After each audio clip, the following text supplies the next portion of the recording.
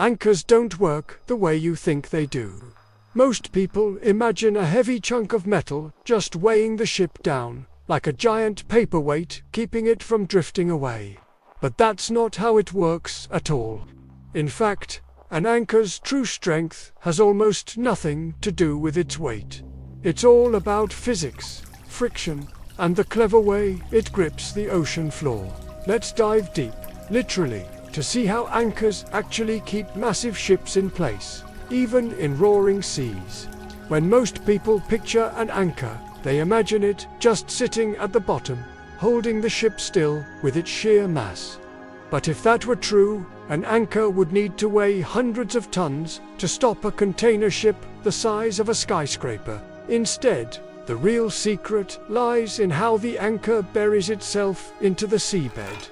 The anchor isn't trying to pull down, it's trying to pull sideways, digging deeper as the ship moves, locking itself tighter into the ocean floor.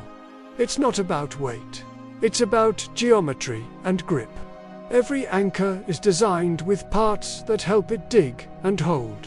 The long arm, called the shank, connects to the ship through a heavy chain.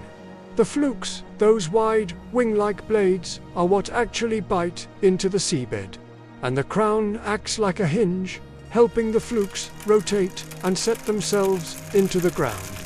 As tension builds in the anchor chain, the flukes are pulled horizontally across the seabed. That motion forces them to dig deeper, a bit like a shovel being pulled through sand. The more tension there is, the deeper the anchor sets, until the suction and resistance are so strong that even waves and wind can't budge the ship.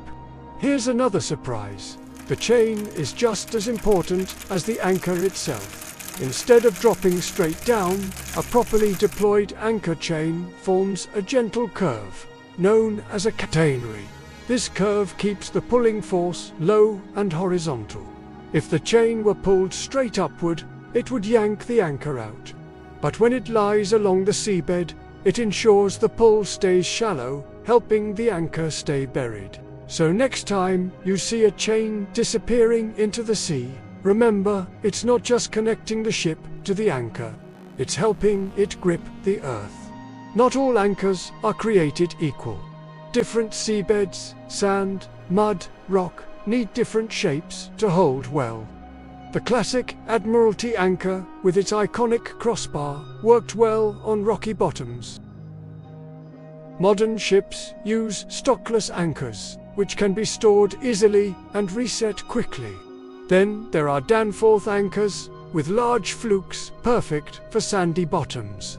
And mushroom anchors, shaped like their name, are used for long-term moorings.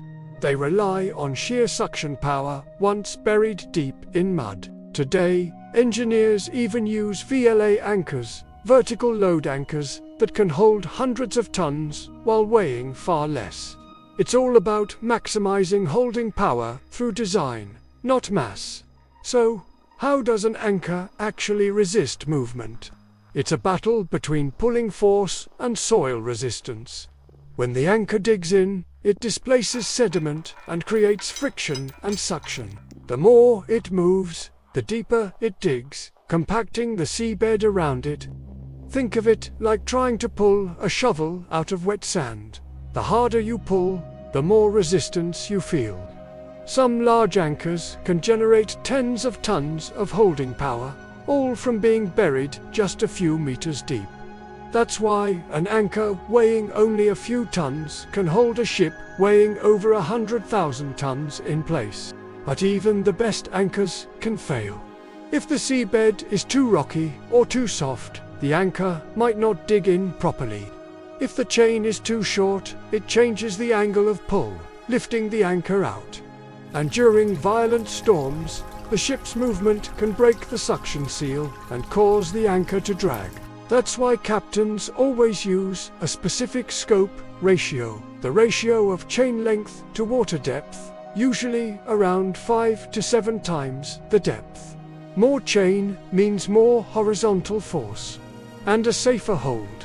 When anchors do drag, crews monitor GPS drift, ready to power the engines or reset the anchor before danger strikes. Anchors aren't just for ships. They're used in offshore oil rigs, floating wind turbines, and even space engineering concepts, like anchoring spacecraft to asteroids. Anywhere stability is needed, the same basic principle applies. Hold steady by going deep and spreading the load.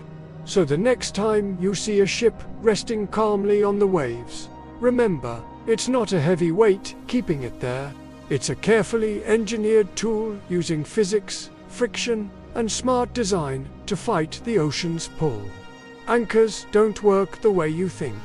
They work better